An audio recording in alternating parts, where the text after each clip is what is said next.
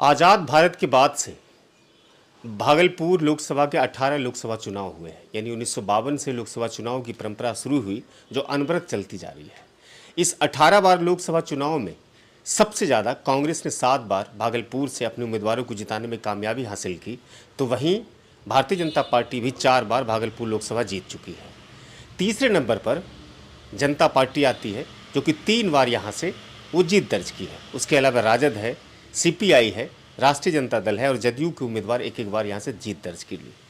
लेकिन आज तक भागलपुर की अगर मूलभूत समस्याओं के निवारण की बात करें तो शायद इस पर निराशा ही हाथ लगती है। पिछले कई माह से लगातार या सालों से कह सकते हैं कि हवाई एयरपोर्ट को लेकर के लगातार संघर्ष करते रहे। यहाँ पर हवाई जहाज़ संघर्ष सेवा समिति के कई लोग, जिसमें कमल जायसवाल, आनंद मिश्रा और अन्य सामाजिक संगठन भी हिस्सा लिए। लेकिन आज विशेष रूप से हम चर्चा करने जा रहे हैं लोकसभा चुनाव 2024 में आखिर भागलपुर के विकास से जुड़े हुए क्या मुद्दे होने चाहिए।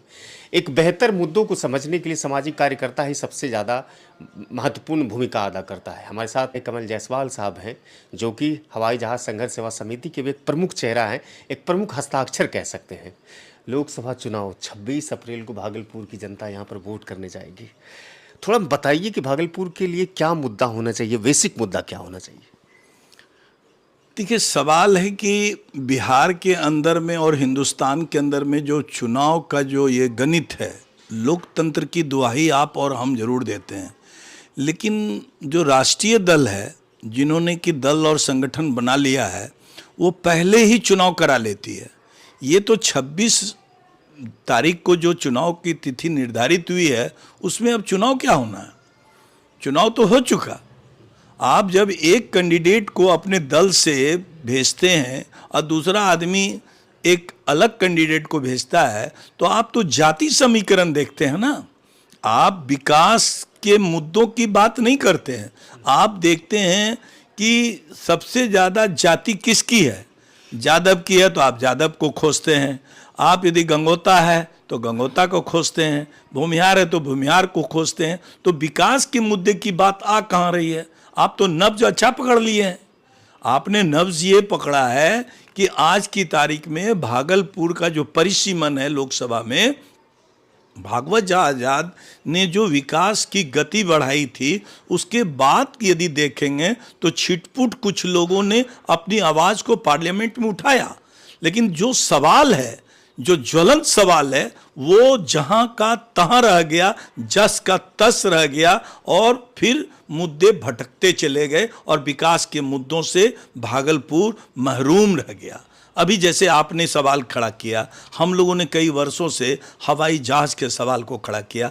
आज़ादी के इतने सालों के बाद 70-75 साल गुजर गए और आज तक हमारे पास 70 के दशक में कलिंगा प्लेन उड़ने के बाद हमारे पास कोई भी उड़ने की व्यवस्था नहीं थी। और हम तो इसको आवश्यकता समझते हैं। हम किसी की जान बचा सकते हैं तो हवाई जहाज की बात कर लो, वो नहीं है। हमारे गंगा के पार में मक्का की बात होती है, केला की बड़ी उत्पादन का एक क्षेत्र कहलाता है, लेकिन कोई भी वहाँ यूनिट नहीं है जो केला के किसान को और मक्के के किसान को हम लाभ दे सकें। कोई पारस जी आए, भारत सरकार में मंत्री बने, लेकिन उनको नगोछिया नज़र नहीं आया। भागलपुर लोकसभा का जो एक क्षेत्र है वो नज़र नहीं आया। आइए इधर कतरनी चूड़ा, आप बात करो कतरनी चावल की, आप जर्दालू आम की बात करो। हमारे पास क्या यूनिट है, क्या प्रोजेक्ट है? हम उसके ऊपर कुछ नहीं कर सके। विकास के मुद्दे पर हम ट्रेन की बात करें, मंडल रेल का जो है कार्यालय की बात, लालू जी जब रेल मंत्री थे यहाँ अनाउंस करके गए, लेकिन हमारे यहाँ नहीं हो सका। तो ऐसे अभी आपने देखा मुस्लिम स्कूल है, वहाँ हबीपुर, चमेली चक, हमारा सजंगी, इन लोगों का जो अल्पसंख्यक वर्ग का जो मैक्सिमम पॉपुलेटेड एरिया है, उसके आने में जो दिक्कतें होती है, हम संपार कैसे करते हैं। ट्रेन यदि आती जाती है तो वहाँ पर फ्लाईओवर नहीं है। आज फ्लाईओवर के लिए हमारे जनप्रतिनिधि को यह आवाज़ उठानी चाहिए। ककसा परवीन जहाँ पर रहती हैं 12 नंबर गुमटी के पास, हमको वहाँ पर ट्रेन के आने जाने से वहाँ के भीखनपुर के लोगों को काफ़ी कठिनाई होती है। ऐसे कई सारे मुद्दे हैं। सिल्क की बात करो, सिल्क का जो बुनकर है, जो हमारी एक पहचान भागलपुर का, बिहार ही नहीं हिंदुस्तान ही नहीं, इंटरनेशनल के मार्केट में सिल्क के नाम से भागलपुर सिल्क सिटी जाना जाता है। हम भागलपुर को बिहार की सेकेंड उप राजधानी का दर्जा रखने वाला, मादा कहने वाला शहर कहते हैं। लेकिन है क्या, बुनकर यहाँ से पलायन कर गए। जितने भी हमारे सिल्क के एक्सपोर्टर थे, जे एक्सपोर्टर इस सब में नाम कमाए ले थे, लेकिन यहाँ एक भी एक्सपोर्टर नहीं है। आज हमारे डायरेक्ट बुनकर और जो करघा चलाने वाले लोग हैं, उनसे हमारा बाहर के कस्टमर का कोई संबंध नहीं है। मेडिकल के लाइन में आप आ जाइए, एम्स हम नहीं दे पाए। एम्स का खलल रहा, एक कशक रहा कि हम एम्स की बात कर नहीं सकते हैं। एयरपोर्ट की बात आप समझ ही गए। ट्रेन के बारे में, वंदे भारत 11 रूट पर अभी वंदे भारत चल रही है। अभी बजट आया, लेकिन हमारे शहर का भागलपुर से लेकर दिल्ली तक में वंदे भारत की व्यवस्था नहीं हो पाई। हम किन किन मुद्दों पर आपका ध्यान आकृष्ट करेंगे?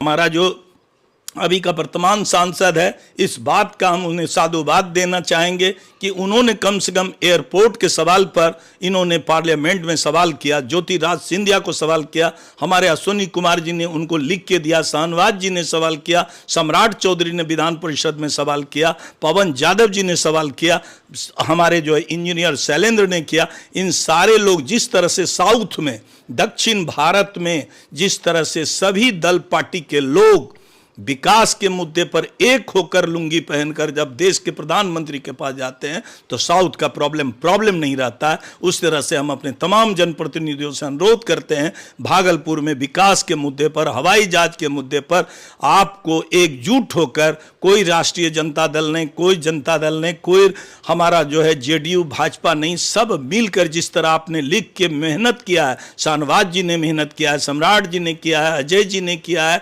हमारे सारे लोगों ने किया। अजय जी तो यहां तक हमारी शिष्टमंडल को हवाई जहाज पर उड़ा के ले गए और ज्योतिरादित्य सिंधिया जी से मिलवाए। राजवर्धन जी की बात आ रही है, उन्होंने भी हम लोग को हेल्प किया। तो मैं सिर्फ इतना ही कहना चाहूंगा कि किसी भी मुद्दे पर यदि भागलपुर अंग जनपद का 7 विधायक, यदि मुंगेर और भागलपुर और बांका के सब लोग एक हो जाएंगे, तो यहां विकास की गंगा बहेगी, गंगा बहेगी। इस बार के 2024 के लोकसभा चुनाव में भागलपुर के लिए आखिर मुद्दा किस तरह का होना चाहिए? आपने तो बातें कही कि कतरनी उत्पादन को बेचने के लिए बाजार नहीं है, शिल्प कारोबारी के लिए बाजार नहीं है, हम केला उत्पादन करते हैं, मक्का उत्पादन करते हैं, लेकिन उसके रखरखाव या उसके जो वेस्टेज मटेरियल है उसे प्रोसेस नहीं कर पाते। ये तमाम चीज़ें कहीं ना कहीं भागलपुर की अर्थव्यवस्था को कमज़ोर कर रही है। अगर ये मजबूत हो जाएगी तो अर्थव्यवस्था भी मजबूत होगी। बहुत ही निकट चुनाव है, आखिर मुद्दा शहर के लोगों के लिए क्या होना चाहिए, गाँव के लोगों के लिए क्या होना चाहिए? देखिए बाजार, देखिए अब तो सवाल है कि आप देख रहे हैं कि अभी क्या हुआ कि आगवानी का जो सुल्तानगंज के पास जो पुल बन रहे हैं, सिंगला कंपनी के द्वारा निर्माण हो रहा था, उसके 2 पिलर गिर गए और उसी कंपनी को भागलपुर के विक्रमशिला पुल के बगल में पुल बनाने की जिम्मेदारी दी जा रही है। मेरा सोचना है, मैं एक सामाजिक कार्यकर्ता हूं, उस नाते मैं सोचता हूं कि L&T कंपनी जो हिंदुस्तान की एक वेल नॉन कंपनी है, उसको जवाबदेही से मुक्त करके सिंगला कंपनी को जिम्मेदारी दी गई, जिसका ब्लैक हिस्ट्री यही है कि उसके 2 पिलर गिर गए। आखिर इसकी क्या गारंटी है?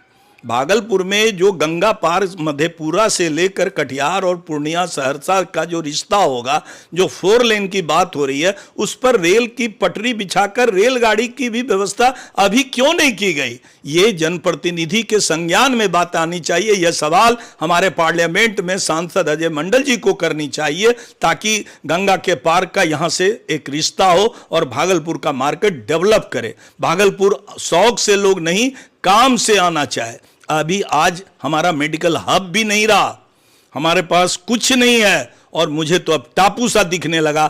ऐसे सारे दल के पार्टी के लोग सब दावा ठोक रहे हैं कि हमने भागलपुर के लिए कुछ किया, लेकिन हम लोगों को लगता है कि भागलपुर जहां था वहीं आज भी है। आज इसमें थोड़ी गति लाने की जरूरत है। जहां तक सांसद अजय मंडल की बात है, तो कम से कम दूसरे के तुलना में तो हमको लगता है कि सांसद हमारे बढ़िया हैं, काम करने वाले हैं और काम इन्होंने किया, इसलिए हम उनका नाम ले रहे हैं कि कई ऐसे मुद्दे हैं, चाहे वो 4 लेन की बात हो, चाहे वो तेजस की बात हो, चाहे एयरपोर्ट के मामले में अजय मंडल ने पहल किया है। इसके लिए निश्चित रूप से हम लोगों को अच्छा लगता है और कई मुद्दे हैं जिस पर काम करने की जरूरत है। ये सर आपको अच्छा लगता है, लेकिन सोशल मीडिया में तो उसके विषय में कहा जाता है कि वो कोरोना काल में उपस्थित नहीं रहे और दूसरी अन्य समस्याओं में उपस्थित नहीं रहते हैं, उसका कोई विकास ही नहीं दिखता है, लेकिन आपके लिए वो अच्छे लगते हैं। लेकिन पब्लिक डोमेन में तो शायद पब्लिक के बीच में बहुत ज़्यादा स्वीकार नहीं है। नहीं, देखिए, सवाल है कि आलोचना करना अच्छी बात है, समालोचना करना और अच्छी बात है। हम आलोचक भी हैं, हम किसी दल और पार्टी से जुड़े हुए लोग नहीं हैं, लेकिन एक बात है कि आज देश के पैमाने पर लोगों की नज़र ये दिल्ली की चुनाव है, ये दिल्ली की लड़ाई है और दिल्ली की लड़ाई में हम लोग का जो इंटरेस्ट है भागलपुर के डेवलपमेंट में, कि निश्चित रूप से जब डबल इंजन की सरकार है तो डबल इंजन की सरकार में हमारा जो भागलपुर का जो विकास का मुद्दा है दोनों सरकार से जुड़ा हुआ है। इसलिए हमारा इंटरेस्ट, हमारे टीम का इंटरेस्ट, हमारी जो पूरी की पूरी काफिला है, उनकी सोच है कि डबल इंजन की सरकार को हम लोगों को आगे लाना चाहिए ताकि भागलपुर का विकास हो सके। शुक्रिया सर, बातचीत के लिए बहुत बहुत शुक्रिया। धन्यवाद सर। तो ये सामाजिक कार्यकर्ता कमल जायसवाल साहब थे, जो कह रहे थे कि जनता को चुनना तो बाद में होता है, दरअसल वोटिंग तो पहले हो जाती है। उनके कहने का आशय बस यही था कि सरकार या फिर पार्टी की तरफ से जो उम्मीदवार बनाए जाते हैं, माफ़ कीजिएगा, सरकार नहीं, पार्टी की तरफ से जो उम्मीदवार बनाए जाते हैं वो दरअसल पहले से ऑलरेडी चुने जाते हैं, सिर्फ हम लोगों को वोट के माध्यम से उसको चुनना होता है। कहीं ना कहीं बातों में नाराज़गी दिखती है और भागलपुर के विकास से बहुत ज़्यादा संतुष्ट नहीं है। एयरपोर्ट के मसले पर भी कहते हैं कि एयरपोर्ट अगर खुलता है या शुरू होता है तो जाहिर है कि यहाँ बहुत सारी ऐसी जो संगठन है, संस्थाएं हैं या फिर कारोबार है, उनका सीधा विकास से ताल्लुक़ हो जाएगा। फिलहाल हम सब के लिए लोकतंत्र का उत्सव एक चुनाव है सामने और हम सबको कहीं ना कहीं सोच समझ के वोट करना होगा कि भागलपुर के विकास के लिए कौन सा उम्मीदवार सबसे ज़्यादा बेहतर हो सकता है भविष्य में हमारे लिए। फिलहाल ये बातचीत का अंश आपको कितना अच्छा लगा? अगर अच्छा लगा हो तो ज़रूर है साझा कीजिएगा, थोड़ा चैनल को भी सब्सक्राइब कर दीजिएगा और ऐसी बातचीत के लिए आप हमारे बेल आइकन को भी दबाइएगा। धन्यवाद।